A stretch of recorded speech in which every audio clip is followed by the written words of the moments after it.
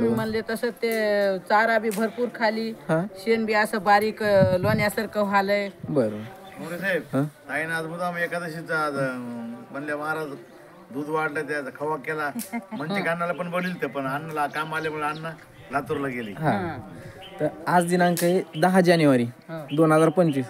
25 डिसेंबरला चालू केलं. आज 15 दिवसामध्ये तुम्हाला एका वेळेला 2 लिटर दुधाचा फरक पडलेला आहे. पडला. हो. बरं, हे जे काही दुधावाले जे काही समजा शेतकरी किंवा दूध व्यवसाय करणार आहेत त्याला औषधाबद्दल तुमचं काय म्हणणं आहे?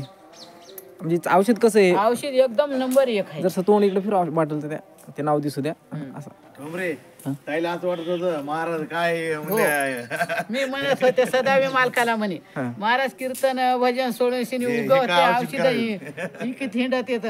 पण खरोखर आपल्याला अनुभव आल्याशिवाय कळालं ना महाराजाची किंमत आज कळाली आम्हाला. चारा खाण्यामध्ये खूप फरक पडलाय. पहिले अर्धी वैरण टाकून देण्यात जात होती, आता सगळी वैरण खाली. आता पूर्ण रिकामं झालं. आता मामा इथं काय वैरण शिल्लक आहे का मध्ये? काहीच नाही. आता पूर्ण वैरण खालेले रिकामं काही नाही राहिलेलं. पुन्हा तिच्या चमड्यात फरक पडला. चोपडा चमडा झाला नाही तर खाकच दिसत होती. बरोबर. तर मी गोवर्धन ठोंबरे आपले धन्यवाद करतो की आपण ग्रीन प्लॅनेटच्या काळी या वाचवा अभियानात सामील झाला. धन्यवाद.